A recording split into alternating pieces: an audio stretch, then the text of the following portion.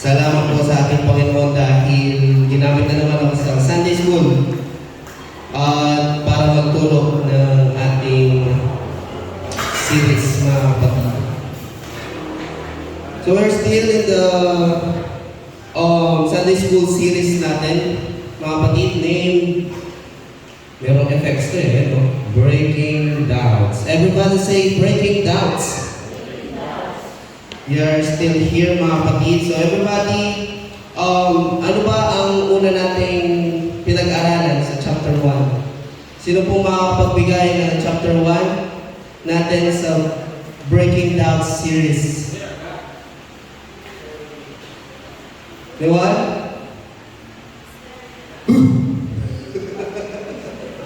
Sino po mga kapatid? Is there really a God, mga kapatid? So chapter 2, we talked about, is the Bible reliable, mga kapatid? And in chapter 3, we tackled about this lesson, is there really only one God, mga kapatid? So today, ayan, si Brother Bogart the Bulb. Amen? Meron na naman siyang tanong, mga kapatid. What are the natures of God? Everybody say, natures of God. Natures of God. After natin malaman, mga kapatid, kung meron bang tunay na iisang Diyos, kailangan naman din natin malaman, mga kapatid, kung ano ang kanyang nature, mga kapatid. Amen? Sa kanyang katangian, sa kanyang kapangyarihan, mga kapatid. Bago yung mga kapatid, kailangan natin munang malaman kung ano ba ang ibig sabihin ng nature. Amen? The way that a certain being behaves. Yan ang unang parang description ng nature, mga kapatid, kung paano isang bagay o tao kumilos o gumalaw. Next is the character or personality of a person or animal, mga kapatid. Katauhan ng isang hayop o isang bagay, mga kapatid. So the basic constitution of a person. Nature is about build, figure, no? Kung anong figure, kung anong structure ng isang bagay o isang tao. So today, pag-aaralan natin ito, mga kapatid. Ready? Ay, sige mo lang atang ready, mga kapatid. Are you ready, mga kapatid? So malakas na palakpak muna sa ating Panginoon Diyos. First nature ng ating Panginoon o ang ating Diyos, mga kapatid, is God is Spirit. Everybody say, God is Spirit. Ang Diyos ay Espiritu. Meron tayong mga scripture dito na makapagpatunay na ang Diyos ay Espiritu. In John chapter 4, verse 24, God is Spirit. Amen? And they that worship Him must worship Him in spirit and in truth, mga kapatid. Meron pa tayo dito. Genesis chapter 1, verse 2. And the earth was without form and void, and darkness was upon the face of the deep. And the Spirit of God, amen, move upon the face of the water. Sa una pa lang ng Biblia, mga kapatid, Genesis pa lang, chapter 1, verse 2, amen, makikita na natin at mababasa natin na ang Diyos ay Espiritu. Praise God. Ano nga ba ang ibig sabihin ng Spirit? A supernatural, incorporeal, rational being invisible to human beings, but having the power to become visible at will. And being having an incorporeal or immaterial nature. Amen? So, ang ibig sabihin lang, mga kapatid, one of the nature of spirit or isang katangian ng isang espiritu ay isa siyang invisible. Everybody say invisible. Hindi nakikita ng ating mga mata. Praise God. Pag-aralan naman natin ang mga other term ng spirit. Sa Hebrew word, tatawag siyang ruach. Amen? Meaning wind, breath, life, anger, of substantiality, region of the sky, rational being. And the Greek word, mga meaning current of air, breath, blast, breeze, soul, vital, physical, deposition, angel, demon, or God, mga kapatid. Nakasunod tayo? Amen? Praise the Lord. So, next. At dahil ang first nature ng Lord is Spirit, mga kapatid, we can include that God is invisible God. Amen? Everybody say, God is invisible. Sabi dito, we have some evidence that God is invisible God. No man has seen God at any time. Amen? If we love one another, God dwells in us and His love perfect in Him. Walang nakakita or walang nakakita sa Diyos, mga kapatid. Pero nararamdaman natin siya. Amen? Sa paano paraan, mga kapatid? By means of His Spirit, mga kapatid. Di man natin siya nakikita, pero nararamdaman natin ang kanyang presensya, mga kapatid. Amen? Ang kanyang Espiritu, ang kanyang pagmamahal sa atin. Praise the Lord. So next is, God is omnipresent. Everybody say, God is omnipresent. God is omnipresent. What is the meaning of omnipresent, mga kapatid? Isa? Omnipresent. Amen, brother. Praise God. So, meaning, mga kapatid, present in all places. Everybody say all places. At all times. Everybody say all times, mga kapatid. Present siya, mga kapatid, in all places, mga kapatid. Kahit saan, kahit anong oras, andun siya, mga kapatid. Kung ano mang ginagawa mo, andun siya. Amen? Kaya kung naiisip mong gumawa ng kasalanan o masama, mga kapatid, ay agad-agad mong iisipin na nandyan ang ating Panginoon Diyos. Hello? Dahil gano'n kakapangyarihan ang ating Panginoon Diyos. Kung may takot tayo sa Diyos, mapapaisip tayo, mga kapatid. Amen? Gusto ko lang din idagdag yung verse ng Jeremiah chapter 23, verse 24, kasi wala tayong slide na ito. Can any hide himself in secret places that I shall not see him? Said the Lord, do not, I fill heaven and earth, said the Lord. Nakikita tayo ng Diyos, mga kapatid, sa bawat galaw natin ginagawa. Tandaan po natin yun, mga kapatid. Amen? Kahit saan ka man magtago, nakikita ka ni Lord. Hello? Sa pantadaya mo sa piskolan, nasulat ko to. Sa pangungopya mo. Hello? Mga estudyante, sa pangungopya nyo, nakikita kayo ng ating Panginoon Diyos. Sa mga kalokohan natin ginagawa, nakikita tayo ng ating Panginoon Diyos. Amen?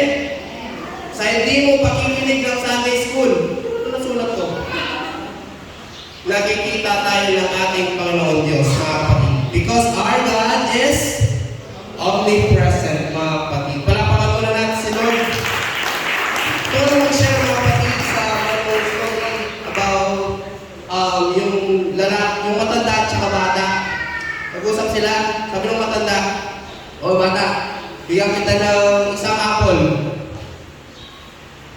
Turo mo lang kung saan yung Diyos.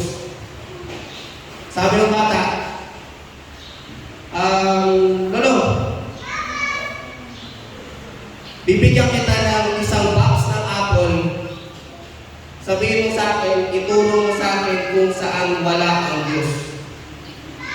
Kuha natin, mga kapatid, dahil ang Diyos ay nasa lahat ng lugar, mga kapatid. Nasa lahat ng places, tayo, mga kapatid, nandun siya, mga kapatid. Kaya hindi natin pwedeng pagtaguan ang ating Panginoon Diyos at nawala ang mic. Hello. Ayan, mga kapatid. Sabi dito, God is the Holy Spirit, being that is truly omnipresent. All other spirit beings such as devils, demonyo, angels, Satan himself, can be confined to specific location. Sabi dito, kung babasahin natin yung nakaline na word or sentence, mga kapatid, God is the Holy Spirit, being that is truly omnipresent. Ang Diyos lang daw ang may kakayahang maging present sa lahat ng lugar at panahon. Amen? All other spirit beings such as devils, angels, and Satan himself can be confined to specific location. Huwag mong isipin, mga kapatid, na yung kapangyarihan ng Diyos ay katumbas lang ng kapangyarihan ni Satanas. Amen? Huwag mong iisipin yun, mga kapatid. Huwag mong iisipin na ang demonyo kaya niya maging kahit saan, mga kapatid, o kahit kailan. Hello? Kahit nasa mundo tayo, mga kapatid, hindi nila kayang maging present sa lahat ng lugar at oras. Maging man ang mga angels, mga kapatid, at kahit mismo si Satan, hindi po kayang gawin ang omnipresent. Wala silang kapangyarihan ng omnipresent. Amen? Tanging ang Diyos lang ang may kakayahang makita ka, nasa lugar siya, kahit saan, mga kapatid, at kahit kailan. Only God can do that, mga kapatid. Sabi dito,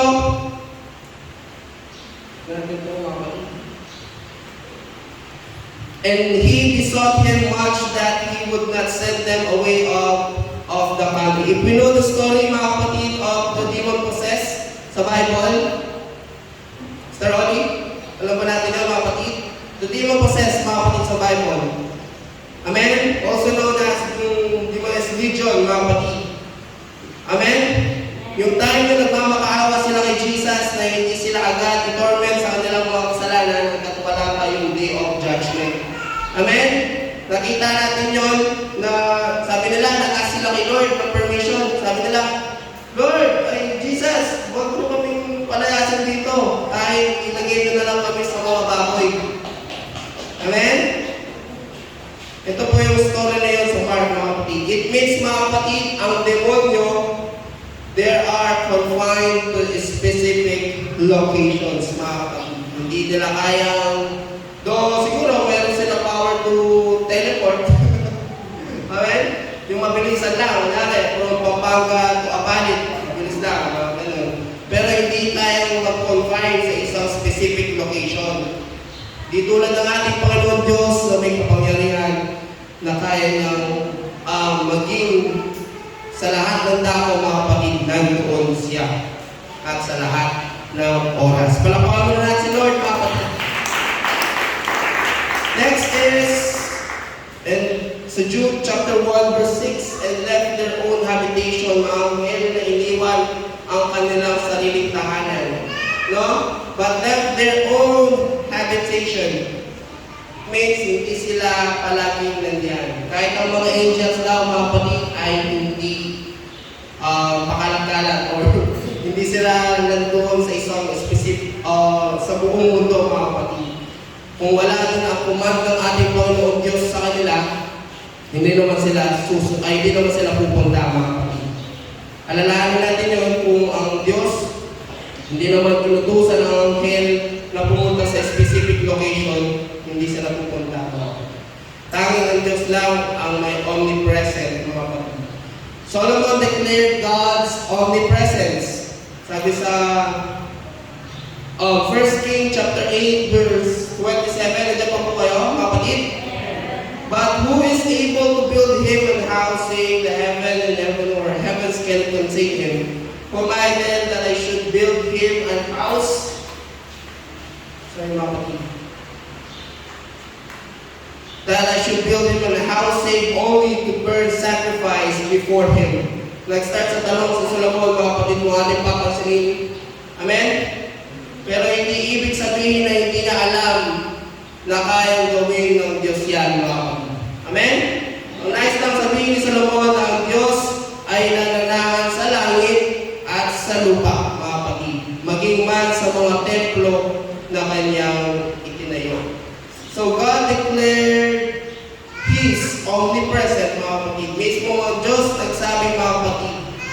ng kanyang trono. Sabi sa Isaiah chapter 66 verse 1, "Thus said the Lord, the heaven is my throne, and the earth is my footstool. Where is the house that ye build unto me, and where is the place of my rest?" Mga kapatid, mismo ang Diyos nagsabi, mga kapatid, na ang kanyang trono ay nasa langit at ang kanyang paa ay nasa lupa, mga kapatid. Nakasunod tayo, mga kapatid. Praise God. Paul declared God's omnipresence. Sa Acts chapter 17 verse 27, that they should seek the Lord and happily they might feel after Him and find Him, though He be not far from every one of us. Amen? Intindihan natin yan, mga kapatid. Though He be not far from every one of us. Ang Diyos ay hindi malayo sa bawat isa sa ating mga kapatid. Palakpakan muna natin si Lord. Most beautiful declaration about it, mga kapatid. Sa book of Psalms, mga kapatid, chapter 139, verse 7, ayan mga kapatid, 7 to 10. Sabi dito, una, where can I go from your spirit? Amen? Sabi niya, saan pupunta para masumpungan ang iyong spirito? Where can I flee from your presence? Saan ako tatakas sa iyong presensya? If I go to up heaven, you are there. Kung pupunta ako sa langit, andun ka. If I make my bed in depths, you are there. Maging man sa impyerno, nandun ang Diyos. Amen? Huwag niyong isipin na si Jesus o si God, mga kapatid, ang Diyos ay wala sa hindi na siya nakakapunta sa impyerno, mga kapatid. Kaya din niya pumunta dyan, mga kapatid. Hello? Kaya niya pumunta sa lahat ng lugar at sa anumang oras, maging man sa impyerno. If I rise on the wings of dawn, if I settle on the farthest side of, sa umaga, sa pinakadulong bahagi ng dagat, andun ang Diyos, mga kapatid. The sea, even there your hand will guide me, your right hand will hold me fast. Amen? Ang kanyang kamay ay palaging naroon upang hawakan tayo at ingatan tayo at iligtas tayo, mga kapatid, sa lahat ng kapamakan. Amen? Ang Diyos, He is God, or God is omnipresence, mga kapatid. Huwag natin kakalimutan yan. Mayroong tanong dito si Bogart na naman. Sabi ni Brother Bogart, does God have a body? Ang Diyos ba may katawan? Sabi dito, mga kapatid, meron ditong tinatawag na term na anthropomorphism. Everybody say anthropomorphism. Ha? Ulit natin mga anthropomorphism.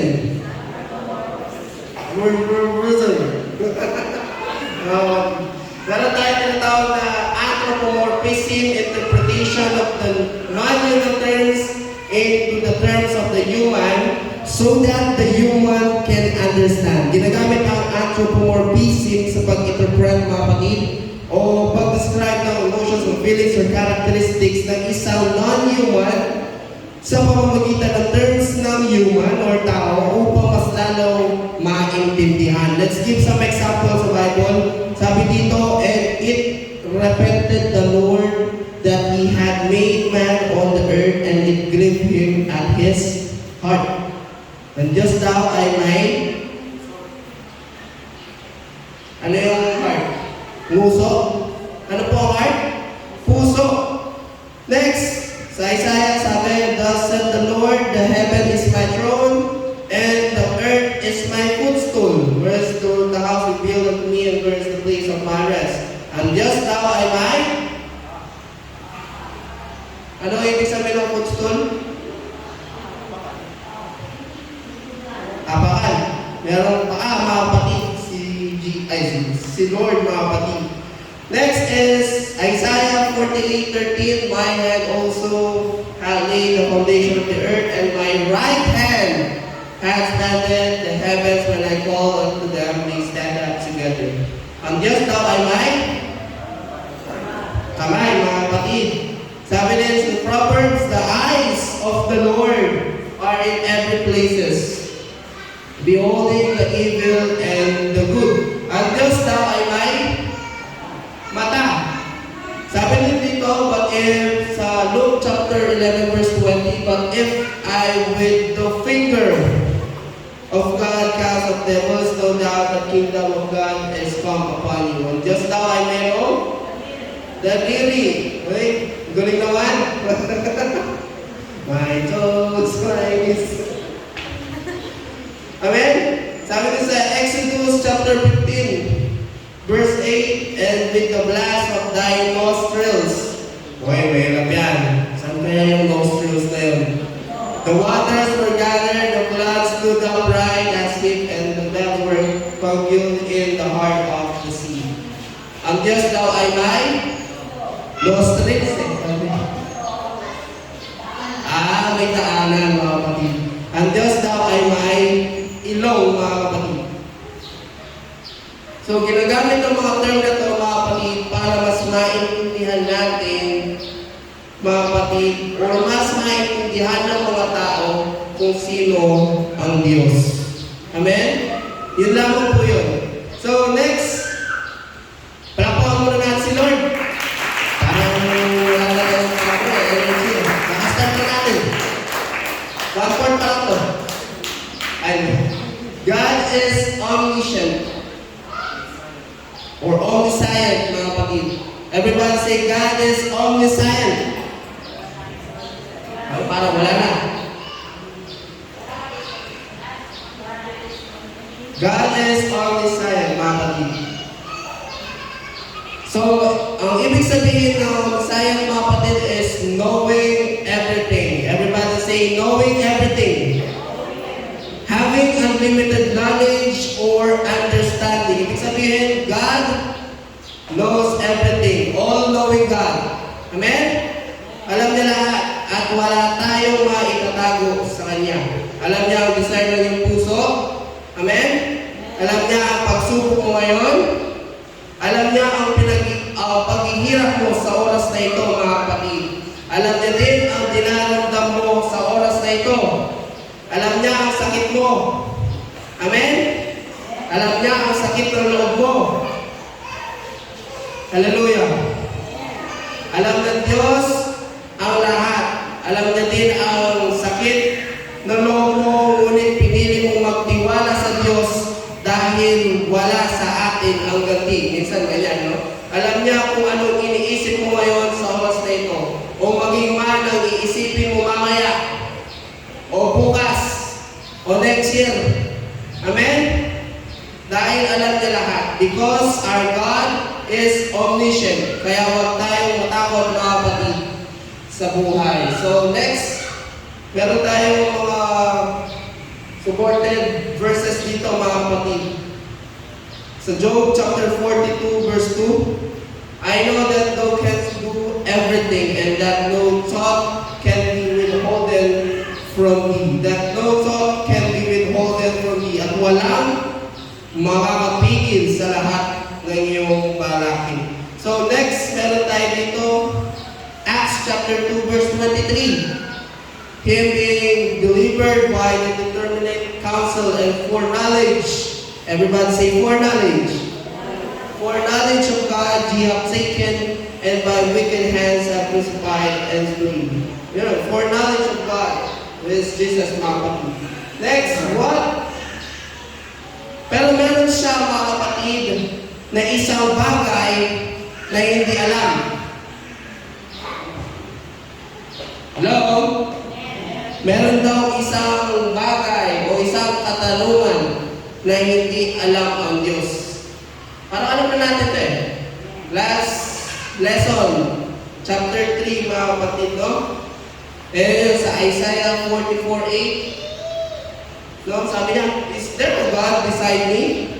Yeah, there is no God. I know not any. Amen?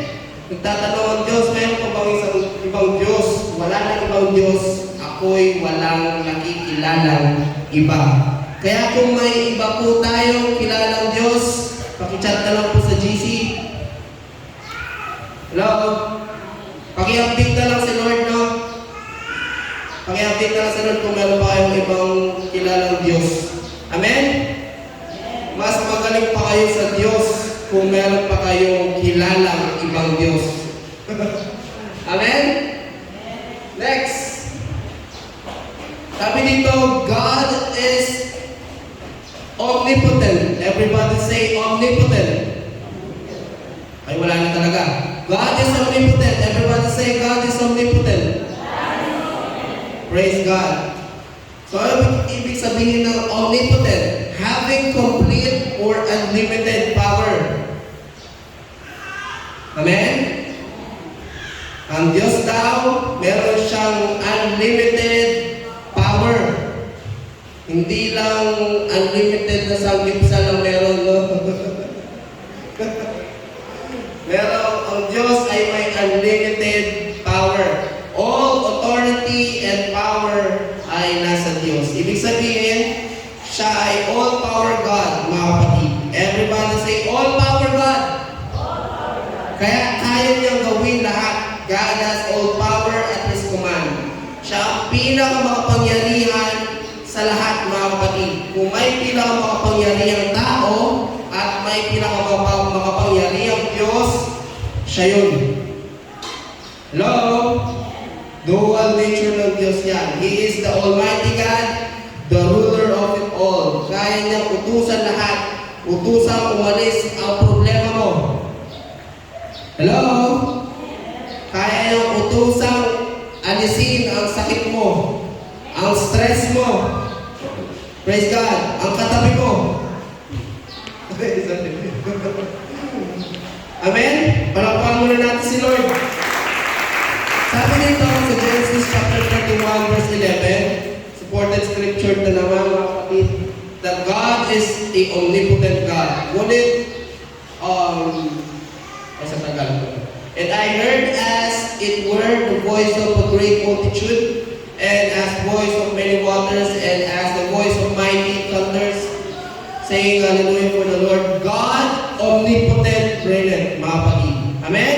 Ngunit mayroong isang bagay na hindi din kayang gawin ng ating Panginoon Diyos. Sabi dito, sa Titus chapter 1 verse 2, Titus chapter 1 verse 2, in hope of eternal life which God, that cannot lie. Everybody say cannot lie. Yan po ang nag-iisang bagay na hindi kayang gawin ng ating Panginoon Diyos. Promise before the world began. Kung sinabi niyang ililigtas ka niya, ililigtas ka niya. Amen? Ang Diyos hindi po nagbe-break ng promise. Amen? Hindi niya kayang pabayaan, mga kapatid, na mawala ka din, mga kapatid, sa Kanya. Lahat ng pangako ng Diyos na nakasulat sa Bible ay totoo. Walang kasinungalingan. Amen? Meron din dito, mga kapatid, supported verse, no? Hebrews chapter 6 verse 18. There might be multiple things in which it was impossible for God to lie. Amen? It is impossible for God to lie, mga kapatid. Next is, God is eternal. Everybody say eternal. He endures. He is not here today and gone tomorrow, mga kapatid. So, Deuteronomy chapter 33 verse 1 to 7. The eternal God is thy refuge, and underneath are the everlasting arms. No? The eternal God. No? Supported verses yan, mga kapatid. In Isaiah chapter 44 verse 6, thus saith the Lord, the King of Israel, and His Redeemer, the Lord of hosts. I am the first, and I am the last, and beside me there is no God. Siya ang Alpha at Omega. Amen? Siya ang una at huli, mga kapatid. Next is, God is immutable. Everybody say immutable. What is the meaning of immutable, mga kapatid? unable to be changed, not capable of are susceptible to change, mga kapatid. Ang Diyos daw, hindi nagbabago. Unchanging one. Amen? Next, sa Malakay chapter 3 verse 6, sabi doon, supported verse, for I am the Lord, I change not. Everybody say, I change not. Therefore, ye sons of Jacob are not consumed. Ang Diyos na ang nagsabi na hindi siya nagbabago. Pero meron pa siyang ibang katangian, mga kapatid, na pwede natin include dito. No, God has individuality, personality, and rationality. Amen? Sabi dito, God has intelligent will. Ang Diyos daw ay isang matalinong Diyos, mga kapatid. God has reasoning ability, may kakayahang mga tuwiran. God has many emotions, but the most essential nature of God is love. Amen? Meron daw siyang maraming emosyon, mga kapatid, pero ang mas nagiging essential is love, mga kapatid. He is slow to anger, but he can be provoked, mga kapatid. Matagal, magalit ang ating Panginoon Diyos, pero pwede din siya mag-provoke, mga kapatid, at magalit. He can be grieved, mga kapatid, maaari siyang malungkot. No? Ang Diyos din pala nalulungkot kapag hindi tayo nagsisimba, kapag hindi tayo nagiging faithful sa Kanya, mga kapatid. He can be blessed. No? Pwede siyang magpalain, mga kapatid. So God's moral natures, una dyan is love, mga kapatid. Sabi niya sa 1 John chapter 4 verse 8, ang hindi umibig ay hindi nakakilala sa Diyos. Amen? Sabi naman, ang Diyos is liwanag or light. Sabi sa 1 John chapter 1 verse 5 na ang Diyos ay ilaw at sa Kanya ay walang anumang kadiliman. Meron din holiness, mga kapatid. God's moral nature ng Diyos, meron siyang holiness. Kayo ay makapagbanal sapagkat ako'y banal. Sa mercy, meron din siyang mercy, mga kapatid. Ang Panginoon ay puspos ng kahabagan at mapagbiyaya, panayat sa pagkagalit at sagana sa kagandahang loob. Meron din nature ang Diyos na gentleness. Amen? Meron din siyang righteousness. Ang Panginoon ay matuwid. Amen? Kanyang pinutol ang mga panalin ng masama. Meron din dito, ang nature ng Lord is goodness. Mabuti ang Diyos. Alam natin yan, mga kapatid. Ang kabutihan ng Diyos ay siyang umaakay sa iyo sa pagsisisi. Perfection. Our God is a perfect God. Amen? Ang Diyos ay sakdal na Diyos, kaya tinuturuan din tayo na maging sakdal ng ating Panginoon Diyos. Justice. Ang Diyos ay justisya. Faithfulness. Truth, mga kapatid, and grace. Ang grace ng Panginoon, mga kapatid, ay nasa ating lahat. Ang Panginoon ay puspos ng kahabagan at mapagbiyaya. So, bakit natin sinasabi ito, mga kapatid? It is very important to know that the nature of our God and to know Him deeper as this can have an impact on our relationship with Him. Amen? Yung mga ibang natures ng ating Panginoon, like omnipresent, omnipotent, mga kapatid, no? Yung bilang isang tao at hindi Diyos, mga kapatid, wala tayong power to be spirit, to be invisible, omnipotent, mga kapatid. Ngunit, yung ibang katangian ng Diyos, mga kapatid, na sinasabi ko kanina, na kaya natin itong, mga kapatid, gawin sa ating mga buhay. Amen? Tama po ba, mga kapatid? Mga ibang katangian ng Diyos, kung tunay natin kilala ang Diyos, it brings impact. Ayan niya, oh. Amen? It brings impact sa ating pamumuhay. The more na nakikilala natin ang Diyos, natututunan natin kung paano pa talaga magmahal. Amen? This is the parang lesson natin, mga kapatid. Kumbaga, ito yung G4, yung objectives natin kung bakit natin pinag-aaralan yung katangian ng ating Panginoon Diyos upang malaman natin mga kapatid kung paano mamuhay mga kapatid na kasama ang ating Panginoon Diyos. Amen? Kailangan natin matutunan yan mga kapatid. Natututunan natin magmahal, mamuhay na may kabanalan, magpatawad, hello? Maging light of this world, maging mahinahon, magpakabuti sa lahat ng tao mga kapatid.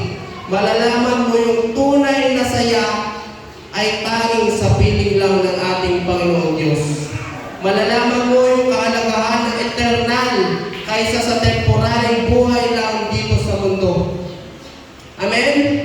The more natin siyang nakikilala mga kapatid sa kanyang katangian, dapat lamang natin siyang mas lalong itaas mga kapatid sa ating mga buhay. At mas lalo lang tayo dapat magpakumbaba at ibahagi ang mabuting balita na may iisang Diyos mga kapatid na nagbigay ng tunay na kaligtasan. Yun ay ang ating Panginoong Jesucristo mga kapatid. Amen? Tunay na ang Diyos ay mabuti sa ating buhay, kaya kailangan natin siyang kilalanin sa kanyang nature. Amen? So, bigyan lang natin ng konting summary. God is a spirit, God is invisible, God is omnipresent, God is omniscient, God is omnipotent, God is eternal, God is individuality, personality, and rationality, mga kapatid. Dawa, sa pinag-aralan natin ay meron po tayong natutunan. To God be all the glory po. Sa Diyos ang lahat ng kapulihan. At binibigay ko na po sa ating MC.